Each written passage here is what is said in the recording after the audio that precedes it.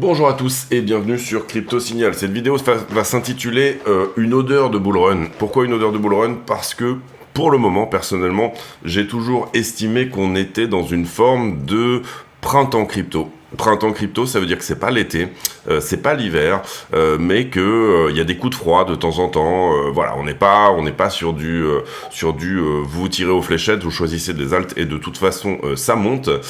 Donc ça va être l'évocation ici, eh bien de cette idée potentielle que on pourrait basculer vers l'été, tout simplement. Donc on va vraiment se poser ici les questions là-dessus et on va également, bien évidemment, aller voir tous les critères techniques fondamentaux, toutes les choses qui pourraient, tous les astres qui pourraient éventuellement s'aligner pour que effectivement on rentre dans l'été crypto. Allez, intro.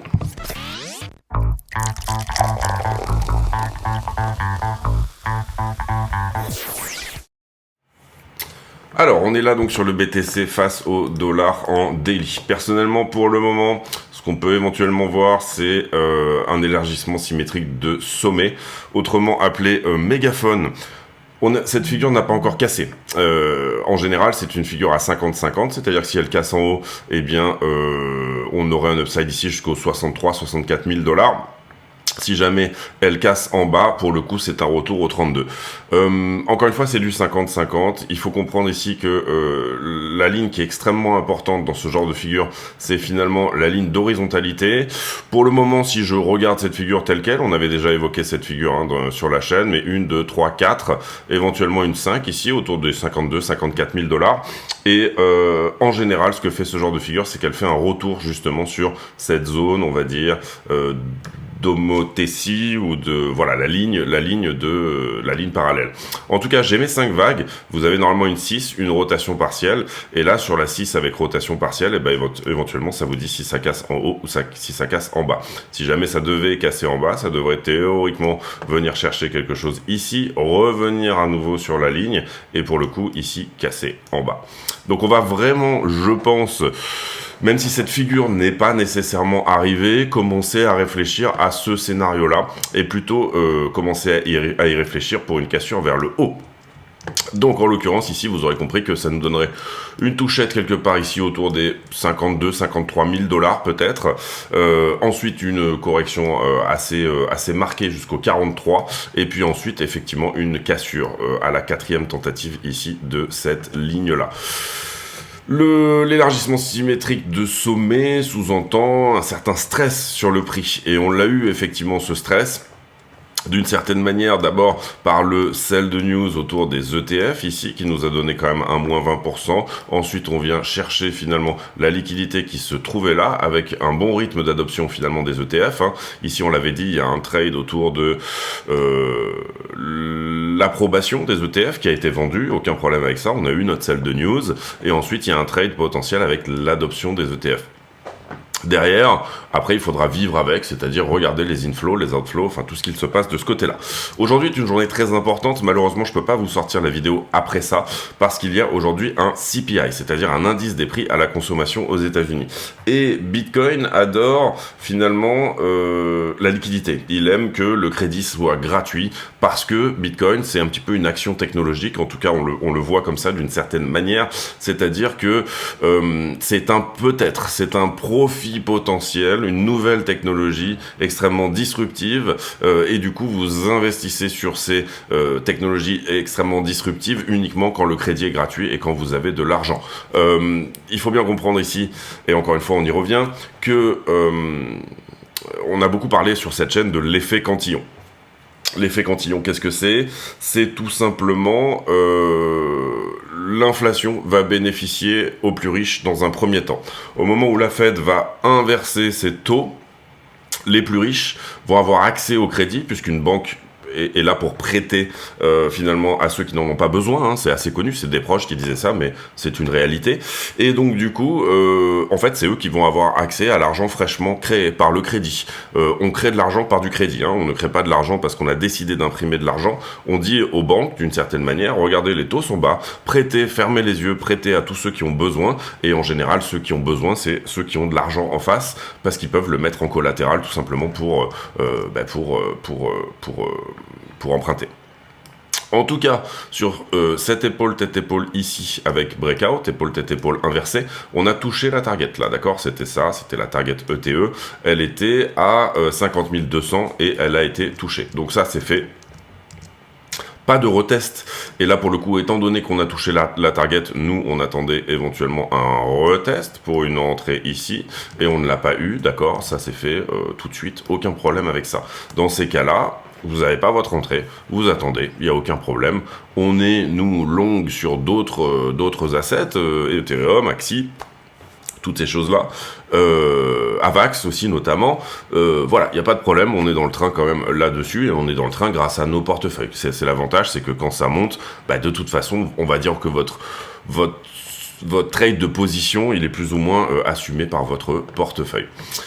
Ce qu'on peut voir ici, bah, c'est cette trend ici très agressive. On en avait une moins agressive avant et on en avait une encore moins agressive avant. Est-ce qu'on ne serait pas en train de partir dans une parabole? Partir dans une parabole, là pour le coup, ça nous donnerait effectivement un été crypto, c'est-à-dire du up only jusqu'à un certain moment. Si on en croit la figure chartiste que je vous ai montrée juste avant, non, peut-être que ça va demander une petite correction à nouveau, c'est-à-dire tout simplement, admettons, on était là-dedans, ici, un plus haut, un nouveau plus haut, alors encore une fois sur la zone entre 50 et 54, si on estime encore une fois cette figure, on peut aligner éventuellement et se dire que ça irait jusqu'à 63 et quelques, et derrière une chance sur deux finalement de revenir ici, se faire rejeter et revenir sur la zone des 42-43, donc on sera très attentif à ça, et puis finalement de sortir de là par le haut. Là où la zone des 42-43 est extrêmement intéressante également, c'est qu'elle constitue le point de contrôle finalement de toute cette figure. C'est-à-dire que ici à 42,6, vous avez l'endroit où il y a eu le plus de business. On le voit d'ailleurs très bien ici sur ce node au niveau du volume profile. Et si on essaye vraiment d'avoir un peu l'idée de très exactement où est-ce qu'il se place, je dirais que ces deux niveaux-là, tout ce support-là finalement est quelque chose d'extrêmement intéressant. C'est là qu'il y a eu énormément de business. C'est lui également qui nous a proposé ce shoot-up et c'est lui qui nous a proposé cette cassure. Donc, on va être attentif à ce scénario-là dans les semaines qui arrivent. Et encore une fois, CPI aujourd'hui, c'est une bonne nouvelle. Je ne serais pas étonné que le CPI, puisqu'on devrait avoir un bon CPI, le CPI nous donne une poussée supplémentaire. Que ça soit avant la news, c'est-à-dire à partir de maintenant, dans les prochaines heures, ou que ce soit tout simplement au moment où il sort. C'est-à-dire que si on a un bon CPI, on va probablement avoir quelque chose d'abord de haussier, et puis ensuite potentiellement un sell de news. Tous ceux qui avaient rentré ce trade par rapport au CPI vont tout simplement vendre leur trade. Et là, ça pourra peut-être nous donner cette correction, en effet, autour des 43. Donc voilà un petit peu l'idée. Qu'est-ce que ça voudrait dire? Ça voudrait quand même dire, je pousse.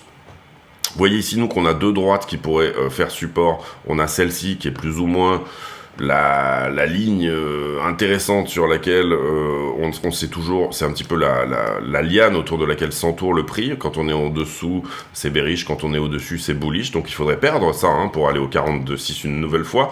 Et également perdre la daily ici, qui était finalement cette ligne-là dans laquelle on tenait jusque-là. Elle avait repoussé plusieurs fois, une fois ici, et finalement, vous voyez que le prix a réussi à la traverser, et ensuite on a une accélération. Donc on peut enlever dans tous les cas pas mal de choses ici sur la chart, déjà qu'elle est très chargée, et ben on va pas se priver. En l'occurrence ici je dirais qu'on peut enlever la target de l'ETE puisqu'elle a été touchée. Comme ceci. Ici on a des points de rejet weekly, mais on peut très bien mêcher au-dessus tant qu'on ne passe pas la semaine au-delà, et bien ça reste à peu près dans ces zones-là. Globalement, on avait un range ici, vous l'aurez compris, de 44, il est légèrement en dessous, 44 à 40. Ça pousse fort, ça casse au-dessus du range, et derrière, une des questions finalement qu'on peut se poser, c'est comment on pourrait venir taper ça, venir chercher en dessous et finalement chercher 42,6. Il y a des points au-dessus où ça vaudra le coup potentiellement de jouer des réactions. Ça veut dire qu'on va pas aller en ligne droite ici au 42,6, ça veut dire qu'il y a des endroits où peut-être en longue, ça vaudra le coup de jouer à minima une réaction. La certitude qu'on retourne ici sur le point de contrôle, elle n'est pas totale, néanmoins en général c'est comme ça que se fait un élargissement symétrique de sommet. Si jamais on venait avoir une cassure ici et pas de retest, un petit peu, pas de retest du POC finalement du point de contrôle et de cette fameuse ligne horizontale, et ben à ce moment-là il faudra trouver un autre point d'entrée, trouver autre chose, etc. Mais je ne serais pas étonné, encore une fois, qu'on aille dans ces eaux-là, sur l'alignement de tout ça, peut-être légèrement au-dessus, peut-être légèrement en dessous. Ici, vous voyez qu'on invalide une flat, donc ça c'est intéressant, c'est-à-dire que la flat qu'on était là, la flat qu'on a là, on lui donne un petit peu de liberté. Alors en l'occurrence, là j'ai mis invalidation, pour moi elle est même invalidée très légèrement avant, elle est peut-être invalidée autour des 51, mais ça reste intéressant également de regarder ça. Allez, on a fait 10 minutes sur Bitcoin en daily, on ira voir les petites time frames finalement en fin de vidéo, pour faire la conclusion et le scénario privilégié. On va désormais regarder Ethereum contre Bitcoin. Ethereum contre Bitcoin, on a un petit rebond ici, on ne modifie pourtant pas la structure, on va dire daily, qui pour le moment est baissière. On va dire que c'est plutôt même la 1 heure ou 4 heures qui est baissière, pas encore la daily. Avoir une daily qui resterait baissière, ça serait ça. La weekly est baissière également, donc attention, ce qu'on veut, c'est qu'Ethereum rebondisse sur sa trend ici et nous donne, eh bien, en fait, finalement, une nouvelle cassure de cette 1 heure, 4 heures et une continuation ici. Si on a cette continuation-là, eh ben, c'est bon, on est en train d'inverser toute cette structure-là. Comment? Ben, en faisant finalement un énorme W ici, vous le voyez, et qui, lui, va venir chercher, bien évidemment, des points plus importants. En tout cas, on veut que cette trend-là tienne. Et ça, c'est de la trend weekly, quasi monthly, puisqu'elle date depuis 2016. On va pas répéter ici la même chose à chaque fois, puisqu'on a déjà fait ici. Ce qu'on a de joli ici, en tout cas, c'est tout simplement une cassure, j'ai l'impression, en tout cas, on va regarder, oui, une cassure de ce niveau 4 heures, qui aurait pu rejeter. Et pour le moment, vous voyez qu'on s'installe au-dessus. Donc ça, on va regarder, mais on va devoir le passer en daily dorénavant, voilà. Et ça, c'est très bull, c'est-à-dire que Ether, à ce stade, on va dire, a plus ou moins rejoint Bitcoin sur son top local et est en train de, grâce à la cassure de cette 4 heures-là et de finalement toute cette trend également qui le tient pour le moment, et ben Ether est en train de venir jouer avec ses plus hauts. Bitcoin est légèrement au-dessus. Ether est désormais en train de revenir jouer avec ces niveaux-là. Donc ça, c'est intéressant également. Et on a un petit peu le même phénomène que Bitcoin, une daily qui s'accélère finalement sur une structure de retournement. Là, en l'occurrence, c'est pas une épaule tête épaule, c'est plutôt ce W là sur Ethereum. Et derrière, une trend encore plus agressive qui elle finalement supporte le prix et vient le pousser potentiellement à son plus haut local. Donc pour Ether, continuation sur la daily, finalement, ici vous le voyez, tac, et potentiellement encore un nouveau plus haut ici, et puis derrière on fera un plus bas plus haut que le précédent. Est-ce que ça se fera sur la daily? Est-ce que ça se fera sur la trend la moins agressive? C'est ce qu'on va voir. Ce qu'on veut voir maintenant, encore une fois, pour passer dans l'été crypto, c'est une accélération, une parabole, d'accord? Il se pourrait, et c'est possible, que BTC latéralise un petit peu, nous garde un petit peu un range 40-50, puisque c'est finalement un peu ça l'idée de ce que je vous montrais tout à l'heure. Sous-entendu, un rejet par les 54 et un retour sur la zone des 42-43, et que par contre les alts performent très bien. C'est ce qu'on attend depuis un certain moment. On a quand même des signaux de ça, et on va pas se fermer à cette idée-là, puisqu'elle est vraiment, vraiment possible, c'est-à-dire que les alts divergent par rapport à Bitcoin. Ce qu'on peut voir également sur le Total 3 contre BTC, c'est là pour le coup, donc Total 3 on enlève Ethereum, Total 3 moins finalement la stablecoin dominance contre BTC, et bien c'est finalement l'idée qu'on est sur une continuation. Vous voyez ici que désormais on peut estimer que ce niveau daily là qui aurait pu rejeter est fermé, et qu'on est finalement en train de venir titiller cette baie là. Donc potentiellement, encore une fois, on est entre guillemets dans le bon scénario, à savoir que les alts vont continuer à pousser contre Bitcoin. Ne serait-ce que là-dessus, ouais, c'est à peu près ça, on va le prendre un petit peu plus haut. Ne serait-ce que sur ce W là, et je parle ici de celui-ci. comme ça, il est très larvé, mais c'est pas grave, sur cette cassure-là, eh bien, on peut déjà targeter un nouveau plus haut. Donc ça, c'est pas mal. Ça nous dirait éventuellement que les alts sont de très bonnes dispositions pour venir surperformer Bitcoin pendant un certain temps. Donc, BTC qui pousse encore un petit peu, peut-être à 54, vous le voyez ici, on travaille les scénarios, donc pourquoi pas, qui peut être à 54, avec des alts qui surperforment encore plus, derrière finalement un Bitcoin qui nous fait un repli, mais des alts qui continuent à pousser, une rotation, tout simplement parce que le marché part dans un optimisme assez intéressant. Voilà pour l'analyse technique, on passe désormais sur le fondamental. J'ai pas retweeté grand chose, n'hésitez pas à venir ici nous rejoindre sur le compte X de la chaîne. Ce qu'on a ici, c'est que Franklin Templeton dépose une demande d'Ether Spot, et ça c'est plutôt une bonne nouvelle. Ils ont déjà un ETF Spot Bitcoin, et c'est une bonne nouvelle qu'il soit effectivement également dans la course. Et là, ils viennent de déposer une demande. Et Kraken qui aimerait bien être dépositaire pour les ETF, tout comme les Coinbase. Kraken, pour moi, c'est très solide. Hein. Ça manque un peu de liquidité parfois. Mais en tout cas, c'est un exchange qui est vraiment solide. Ici, on va passer sur le Wall Street Journal. Franklin Templeton, on l'a dit, qui rentre dans la course des Ethereum Spot. Visiblement pour CZ, ça a été repoussé en avril. Hein, donc CZ est toujours assigné à résidence aux États-Unis. On ne l'a pas laissé rentrer à Dubaï. Les traders ici qui posent visiblement des options pour les 65 000 $ et plus. Donc ça signale globalement d'un bon sentiment. Bitcoin qui passe les 50 000 $, pourquoi c'est différent cette fois.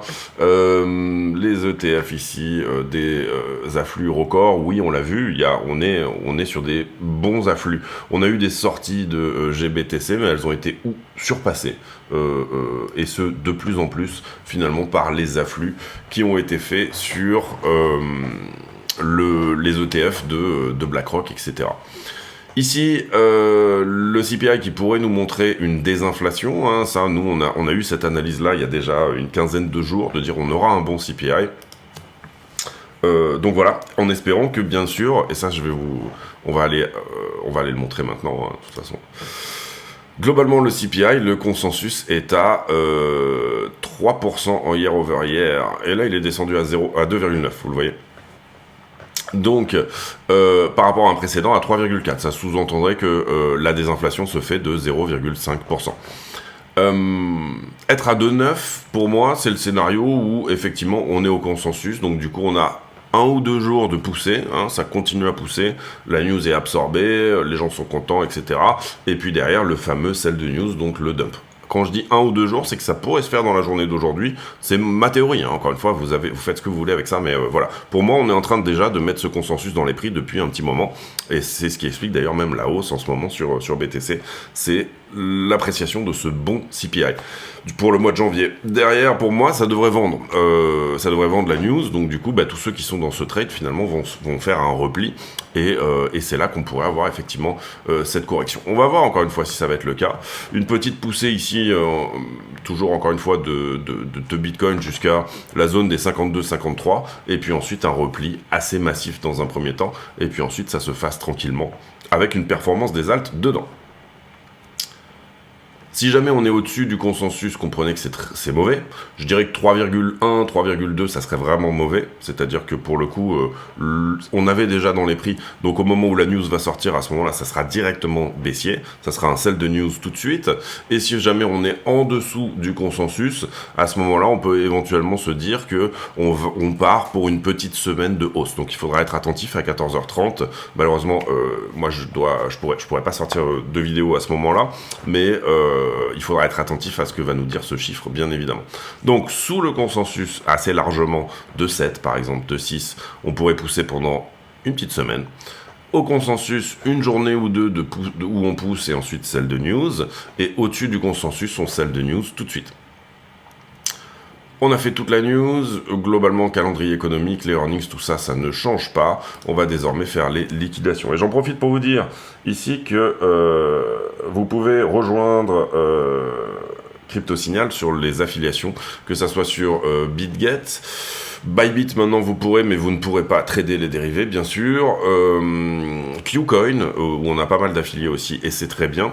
Et puis, MEXC, en l'occurrence, même si je pense que je vais l'enlever, c'est possible que je l'enlève. DYDX en décentralisé, et bien évidemment, après, tous les Binance et compagnie, etc. Vous allez économiser 10% de vos frais, et en même temps, vous allez faire une bonne action, puisque je le rappelle, tous les bénéfices de la chaîne et des affiliations, etc. sont reversés à Mécénat Chirurgie Cardiaque. On revient sur les liquidations. 173 millions, c'est beaucoup en termes de liquidation. Pourtant, sur les dernières 24 heures, on n'a pas eu non plus une action de prix qui est énorme. Ça souligne que le marché est tout simplement assez fortement intéressé. Derrière, j'ai à peu près 100 millions, donc plus de la moitié sur Bitcoin, Ethereum. On est largement dans la normalité. Sur le carnet d'ordre, j'ai pas grand-chose au-dessus, pas grand-chose en dessous. Hein. Sincèrement, on est dans une zone où au carnet d'ordre, au spot, on n'est pas chargé, quoi, on va dire.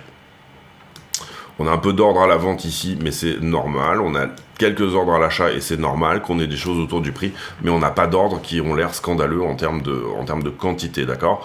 Ici, voilà, ouais, 86 bitcoins, ouais, c'est vraiment pas énorme. Donc ça peut pousser en haut comme ça peut pousser en bas, il n'y a aucun problème de ce côté-là. Les marchés en levier, ce que je remarque, moi, c'est deux choses. D'abord, ici, on aurait dû liquider beaucoup de shorts puisque le prix a monté, mais j'ai en même temps une grosse montée de l'open interest. Qu'est-ce que ça me dit? Ça me dit que ici on a été longué un petit peu. Donc ce point bas là a été longué. Et ensuite, qu'est-ce que j'ai? J'ai une structure qui monte et par contre, pour le coup, un funding qui descend. Et là, c'est relativement énorme, c'est relativement conséquent. Qu'est-ce que ça veut dire? Ça veut dire que sur ce point-là, on va dire autour des 50 200, 50 400, pardon. Sur ce point-là, on a une bonne quantité de shorts, c'est-à-dire que sur cette latéralisation de l'open interest, on a plus de shorts que de long, tout simplement. Donc celui-là, on peut le mettre en 2 pixels, et ce top sera probablement pris à un moment. Ensuite, ce qu'il faut comprendre également, c'est que on a du long qui a pris profit là-dedans. Ceux qui étaient là-dedans, ici, on en a une partie. Vous comprenez ici qu'on était à 0,03 en funding, ce qui est conséquent. On est déjà revenu à 0,01, et ce, en latéralisant. Ce qui me gêne un petit peu, c'est qu'on a beaucoup d'open interest, mais là aussi, soit on est en bull run, c'est-à-dire que le prix va... Enfin, soit c'est l'été crypto, justement, c'est pour ça que c'est le titre de cette vidéo, c'est-à-dire qu'on accepte des niveaux d'open interest qui sont qui sont extrêmement conséquents.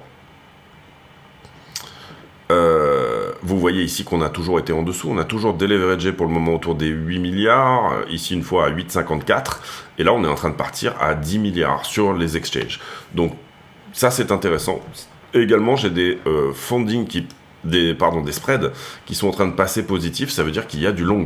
Ça veut dire qu'il y a du long, mais qu'il a du momentum. Quand je regarde moi ici les funding et que je dis que j'aime bien finalement quand même caler du long dans des moments où le funding est fortement positif, le spread est fortement positif, c'est parce que d'une certaine manière, ça nous signale aussi cette idée d'un bull run. Cette idée d'un bull run qui dit, même si le funding est conséquent, même si tout a l'air conséquent et tout a l'air sur le point de déleverager, on a un très beau momentum pour les longueurs, justement. Les bulles de liquidité, d'une certaine manière, ici, vous voyez qu'on vient de prendre la poche qui était finalement là. On a poussé jusque là, on a eu une deuxième poche, on a poussé au-dessus, on l'a prise, et derrière, on a construit cette troisième poche, et notamment sur ce double top là. Est-ce que c'est un vrai double top, c'est-à-dire changement de direction, ou alors est-ce qu'on va venir prendre la petite poche qui est au-dessus? J'ai envie de dire que sur le court terme, et on l'a vu sur notamment les niveaux de funding quand on a fait les marchés en levier, sur le court terme, c'est bull, la liquidité fraîche, elle se construit au-dessus, et c'est comme ça que monte le prix finalement. Sur le long terme, on n'a tellement pas corrigé dans toute cette structure qu'effectivement, on est en train d'accumuler du monde, là, ici, au-dessous, pardon.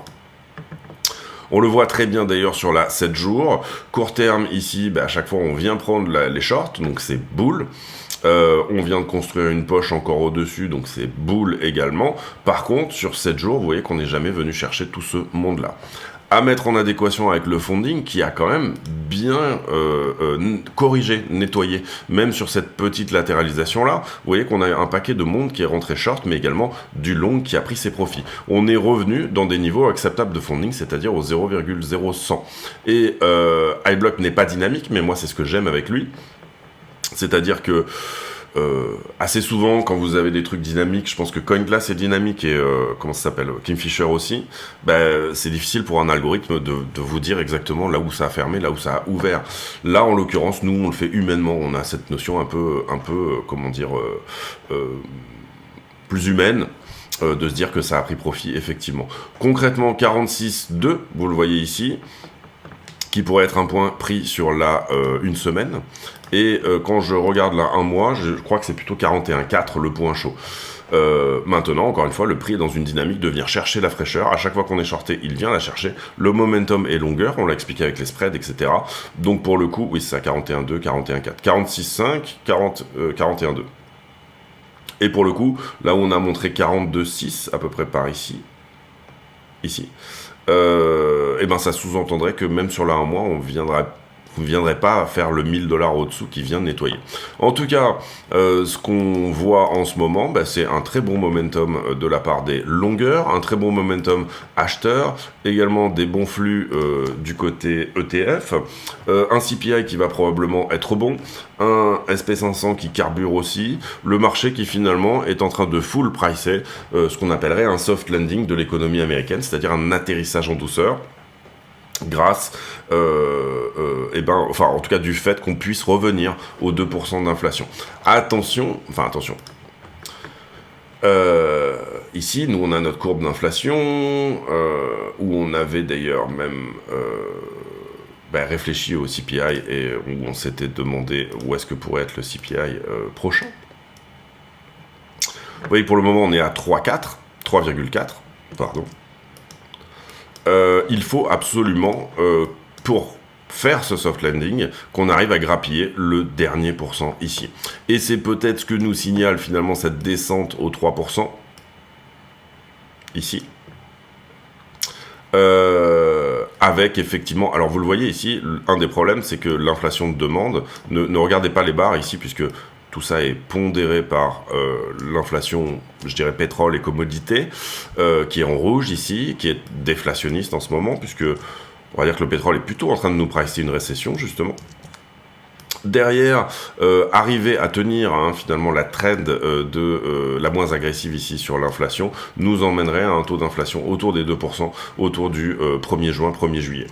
Donc, grappiller ce dernier pourcent dans les 4 mois, finalement 3-4 mois, est très important. Si jamais en revanche on a ça pour ce mois-ci, mais que en février, on se retrouve à ne pas corriger, on se retrouve à réaugmenter et on casse cette trend-là, on reste en fait sur ce plateau.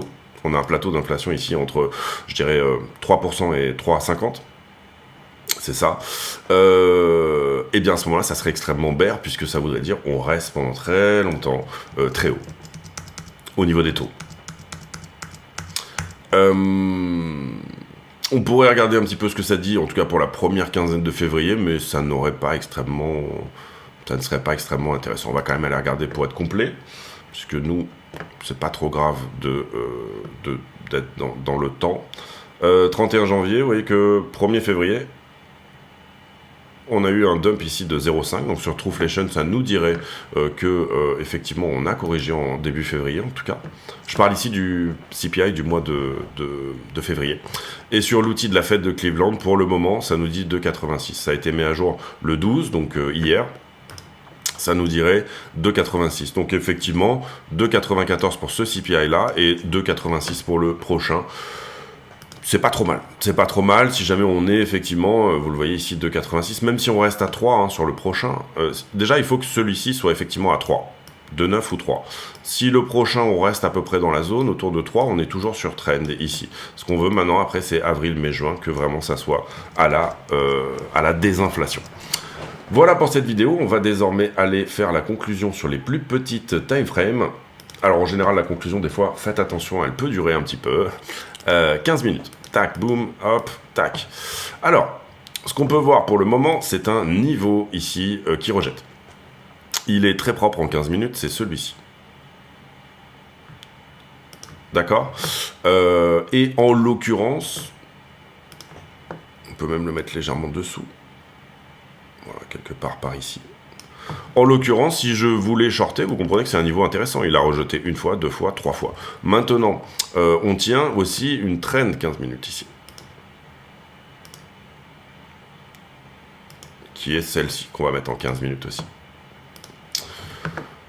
Petite structure de triangle rectangle. En général, moi, je préfère quand c'est une structure de bottom, c'est-à-dire quand on en rentre par le bas, et là, on fait cette forme de triangle rectangle un petit peu. Je préfère quand c'est comme ça. Maintenant, pour le moment, encore une fois, j'aurais tendance à estimer intraday que c'est plutôt un niveau propre pour repasser très légèrement sous la structure. Par contre, on est sur un jour de news intéressant. Donc, il est 11h28, le CPI sort dans 3 heures. Est-ce qu'on se dit que le CPI va tout de suite permettre de péter, hein, puisque finalement, vous avez ici une résistance qui ne veut pas casser pour le moment, et vous avez une accumulation de stop longueur. On sait qu'il y a de la liquidité ici au-dessus, on l'a montré. On sait que là-dedans, ça a pris du profit, on l'a montré également, puisque, en fait, entre guillemets, tous ces niveaux-là perdent un petit peu de leur superbe. Néanmoins, il en reste, d'accord ? Sur les 3 dernières heures ici, est-ce qu'on va se donner la joie de finalement, puisque en général les jours de CPI on a un petit peu de vol, la joie de finalement retourner sous 49,4 et derrière venir effectivement péter ce niveau pour venir jouer sur la zone des 41, 42, 54, ça pourrait être effectivement quelque chose d'intéressant. Ce que j'aime pas trop ici, c'est là on a une petite structure de retournement, mais vous voyez qu'on ne veut pas y aller. Le prix compresse en fait. Donc, à partir du moment où vous avez une résolution de cette petite figure en 15 minutes, vous avez un petit peu la direction, en tout cas au moins pour la journée, d'accord ? Au moins pour de l'intraday. Perdre cette trend ici en dessous veut dire revenir ici, bouffer ici cette résistance-là et la fermer en 15 minutes. Alors malheureusement, ça peut se faire assez vite, du coup vous ne serez pas dans ce trade, mais voilà, et bien pourrait nous permettre tout simplement de venir jouer plus haut sur la zone. En l'occurrence, en général, un triangle rectangle. Ici, on va le prendre un petit peu plus haut que le niveau. Et vous faites un swing, c'est-à-dire que vous placez la structure plus haut. 51 111, pourquoi pas. Ça, c'est pour la petite structure. Globalement, comment on peut réfléchir à ça en termes de vagues ? Là, vous avez une très belle running flat, d'accord ? Je suis flat ici, je ne viens pas chercher la racine, je rebondis avant. En général, on cherche les 0,618 et après, derrière, ça continue. Ou alors, tout simplement, on est en train de construire une flat différente. Peut-être ici, quelque chose qui nous donne en fait une flat étendue, comme ceci. D'accord ? C'est finalement les deux manières de voir un peu ce type de structure. Donc, soit le prix ne vous donne pas votre entrée. Ici, pour moi, il y aurait une belle corrélation éventuellement à avoir. Si jamais on le fait tout de suite, encore une fois, bon, j'espère que la vidéo ne mettra pas trop de temps à s'encoder, mais il y aurait une belle corrélation à avoir entre la trend la moins agressive plus le niveau du range précédent. On va dire ça comme ça. Donc éventuellement ici du long autour des 48,8 pour aller chercher encore une fois la zone des 52, peut-être 54. Ou sinon, juste on passe sous la figure. Ici, donc là pour le coup ça nous donnera non pas une running mais une vraie flat, ici, d'accord ? Et là le niveau, vous comprenez qu'il est assez puissant, il est là. Je pense qu'on passera légèrement dessous, mais en tout cas c'est un bon niveau pour éventuellement, vous le voyez, il est là, 3 fois, on va toucher 3 fois ici en 15. Ah, j'ai ma souris qui... Ah oui d'accord, non ok c'est bon, c'est carrément... donc voilà, sous-entendu un petit range dont on sort par le haut, hein, bien évidemment. Donc voilà un petit peu l'idée. Je vais nettoyer un peu et je vais remettre le niveau. Voilà un peu l'idée. Voilà les bons niveaux éventuellement pour une continuation sur ce mouvement. Tout ça doit se faire pré-CPI, encore une fois. Donc soit on casse tout de suite. Donc on a eu une running ici et on casse tout de suite. Ok. Signal, on a cassé ça. Soit on vient plus bas, signal quand on a perdu ça, et avec une petite structure ici de retournement en 1 minute ou 5 minutes, ou en tout cas la non-perte de ce niveau-là. Et troisième signal, on vient retester la trend la moins agressive ici, autour des 48,7. Ça doit se faire sharp, hein, parce qu'encore une fois, on a 3 heures avant le mouvement. Si la news derrière est bonne, et encore une fois, je vous ai expliqué les niveaux de CPI intéressants éventuellement pour se dire que ça peut monter pendant 1 ou 2 jours, monter pendant une semaine ou 2, ou alors tout simplement corriger tout de suite, et ben là, en fonction de cette news-là, on se positionnera dans plutôt un sens ou l'autre. Mais en tout cas, voilà personnellement les niveaux que je surveille intraday, hein. Encore une fois, ici, on parle pas d'aller à 60 000, 80 000, 100 000 $, etc. C'est de l'intraday. C'est vraiment ici même l'idée, encore une fois, c'est pas forcément beaucoup plus haut que 51, surtout si vous l'attrapez ici. Et c'est profiter de la volatilité, on va dire, du CPI pour éventuellement, bien sûr, faire des gains sur la journée. En tout cas, c'est très bien. Pardon. Là, en l'occurrence, on aurait couvert cette imbalance-là, donc ça serait l'entrée la plus propre, c'est-à-dire en termes de taille de position, pour moi, je trouve la plus intéressante. Derrière, si on vient à perdre cette trend, j'ai un joli niveau 1 heure ici, on le voit tout de suite, et derrière, j'ai ce niveau 1 heure là. Donc voilà tous les endroits où finalement, éventuellement, on peut avoir au moins une réaction. Hein, l'idée ici, c'est de chercher une réaction. Je reprends ici la structure dans une TF un petit peu plus grande, le 1 heure.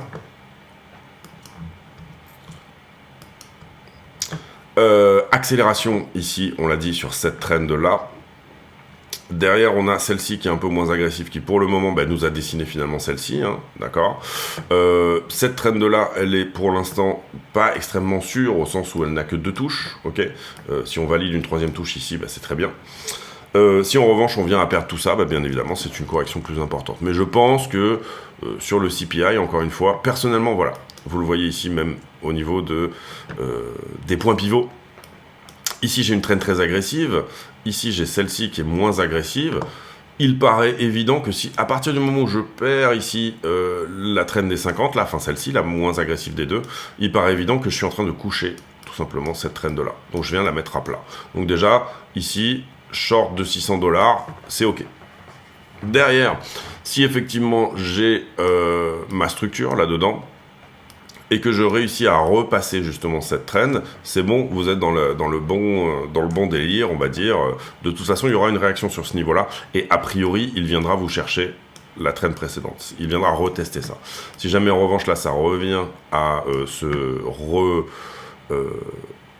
retourner également, on va plutôt privilégier, essayer de longuer sur ce niveau-là. D'accord ? Donc à partir du moment où vous avez votre réaction, on va dire que assez rapidement, prise de profit sur vos shorts et puis éventuellement sur vos longues, on va dire SL à break-even assez rapide ou potentiellement même prise de profit, pourquoi pas ici, là-dessus, au-dessus.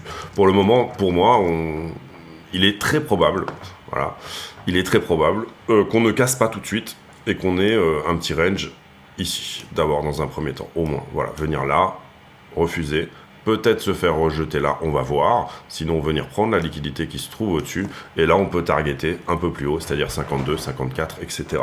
Si jamais c'est une flat, parce que pour moi mon scénario privilégié ici aujourd'hui, ça serait à un moment donné de venir revisiter 49,5 quand même. Si jamais c'est une flat, vous avez ici parfaitement votre target qui est toute dessinée, toute faite, déjà toute, c'est-à-dire un AB égale CD, je me reporte ici en bas de flag, et là pour le coup, ça target plutôt 52.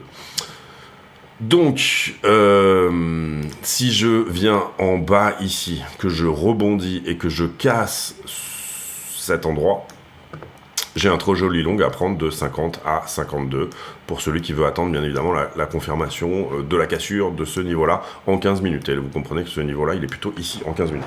Vous avez compris l'idée ici, vous mettez des signaux et en fonction des signaux, vous allez tout simplement plutôt aller jouer telle ou telle position. Pour le moment, on est vraiment sur une direction préférentielle longue, on est sur des bons fondamentaux et donc du coup, là, encore une fois, l'idée c'est quand même d'avoir des bons points d'entrée et de ne pas tenter à tout va, que ça soit d'un côté du short ou que ça soit de l'autre du long. Sous-entendu, si par exemple là, ici, je place un short en me disant ce niveau-là, 15 minutes va tenir, je ne vais pas targeter beaucoup plus que d'aller là-dessous. Ok, ou sur ce niveau-là. Ok. Derrière, je peux laisser un runner, je peux laisser un tout petit kicker venir chercher plus loin, autre chose. Mais on va voir, hein, d'ailleurs, peut-être que le CPI sera mauvais, et peut-être qu'il ne sera pas au consensus, et peut-être que je me trompe, mais en l'occurrence, pour moi, on est sur, théoriquement, une belle journée pour pouvoir faire plus d'upside, c'est-à-dire venir chercher plutôt la zone, encore une fois, des de ce qui peut rejeter plus haut, d'accord, des time frames supérieurs, 52 000. Encore une fois, 54, pourquoi pas 54, pourquoi je dis 54? Tout simplement parce que, effectivement, on serait sur un alignement des planètes pour continuer, on va dire, cet élargissement symétrique de sommet. Cette figure n'est que hypothétique, cet élargissement symétrique de sommet, il est hypothétique. Pour le moment, il n'a pas validé une cassure, que ça soit dans un sens ou que ça soit dans l'autre, d'accord? Donc, on cède une structure pour effectivement se dire, en fait, finalement, qu'est-ce qu'on dit là? On dit je vais continuer l'expansion du prix, je regarde la structure et finalement la météo de demain sera la même qu'hier, c'est-à-dire on vient chercher ceci. Derrière, on pourra éventuellement shorter pour se dire on vient chercher ça, 46,2 et peut-être même une cassure en dessous. C'est là qu'il faudra garder un kicker pour effectivement revenir sur la zone des 36 et peut-être pourquoi pas la zone des 32. Mais puisque c'est une figure à 50-50, je le rappelle.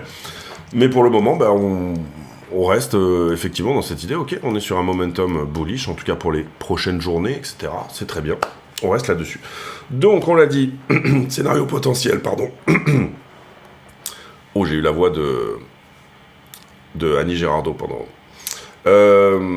Scénario potentiel, eh bien tout simplement, un Bitcoin qui performe jusqu'à peut-être 52, peut-être 54, en tout cas peut-être une cassure des 50. Ça peut corriger à partir de là, mais c'est pas le scénario privilégié.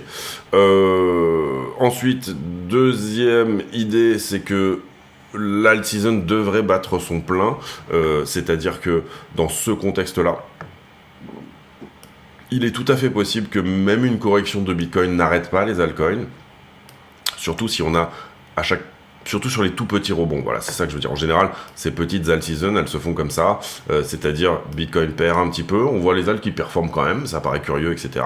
Et dès que y a un tout petit rebond sur BTC, à ce moment-là, elles se mettent à exploser complètement. C'est ce qu'on attend, c'est bien, c'est très bien pour nos portefeuilles. Est-ce que c'est le moment de commencer à, pardon. On va retravailler d'ailleurs, excusez-moi, la target finalement de ça, puisque on a évolué depuis de cet élargissement symétrique. Si à un moment donné, on venait à le casser, vous voyez que on augmente ici la target autour des 65-66 000 $. Qu'est-ce que je disais ? Oui, si jamais BTC se met à dumper, etc., on sera sur autre chose, ou on sera sur la possibilité, tout simplement, que on soit déjà en haut de cet élargissement et qu'il casse vers le bas. Encore une fois, c'est une figure à 50-50. Encore une fois également, si je m'affranchis un peu des mèches, etc., vous comprenez que c'est compliqué ici de dire qu'est-ce qui m'empêche de dire cette mèche est excessive, et finalement ça y est, on est à 50 000 et on est en haut de cet élargissement. On l'aura compris ici par exemple, pour aligner un petit peu les bas qui sont là. Alors là en l'occurrence c'est même plutôt celui-ci, puisque celui-là ne compte pas pour un bas de 2. J'ai déjà mis, je dois passer outre certaines mèches, sinon je me retrouve à plat, d'accord, quelque chose comme ça. Donc en l'occurrence ici il faut comprendre que c'est pas une science exacte, et également qu'on est en train de dire qu'une figure est une figure chartiste avant qu'elle n'arrive réellement, et ça c'est dangereux bien sûr. Donc ça j'en ai beaucoup parlé sur la chaîne aussi. On met pas la maison sur l'idée que cet élargissement va casser en haut ou ceci ou cela. On respecte tout simplement son risk management habituel. Néanmoins, pour le moment, on va travailler ce scénario en scénario privilégié qui soit je pousse jusqu'à ça.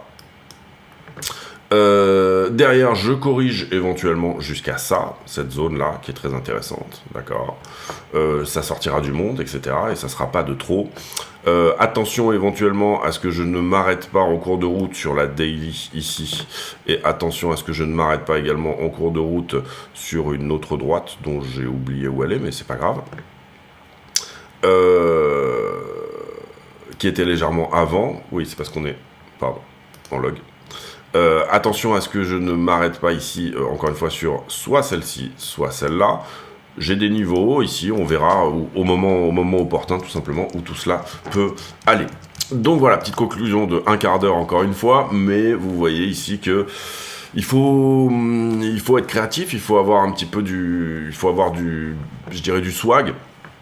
du swag, non, il faut se dire qu'on est dans une bonne période de mojo, et il faut pas hésiter, voilà, à forcer un peu de la créativité. Là, par exemple, vous le voyez, cette weekly, je l'ai gardée parce que elle m'intéresse aussi. C'est-à-dire qu'en weekly, si je rejette sur celle-ci, c'est une zone qui m'intéresse aussi. Vous voyez que là, pour le coup, on est à 52, 150. Sous-entendu, si j'ai un rejet au 52, 53, voire potentiellement maintenant, je vous l'ai montré en acceptant là ici cette mèche, eh ben, c'est pas un drame pour invalider ou valider cette figure. Cela dit, pour le moment, je m'attendrai quand même plutôt à du push supplémentaire par rapport finalement au moment qui est d'avoir une sortie d'un CPI qui est plutôt bon. D'accord ? Je vous laisse là-dessus, j'espère que cette vidéo vous a plu. J'ai pour habitude en fin de vidéo de poser une question à la con, c'est-à-dire une question qui n'a rien à voir avec le prix du Bitcoin, mais qui permet de converser de choses et d'autres. Et là, vous l'aurez compris, par contre, je fais un petit aparté, on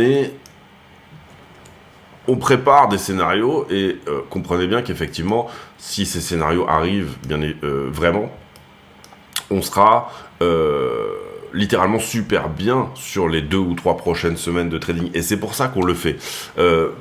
Après, derrière, on a des signaux qui nous disent que ces scénarios vont arriver. Si les signaux s'estompent, s'ils ne sont pas validés, tout simplement, eh bien à ce moment-là, qu'est-ce que je fais?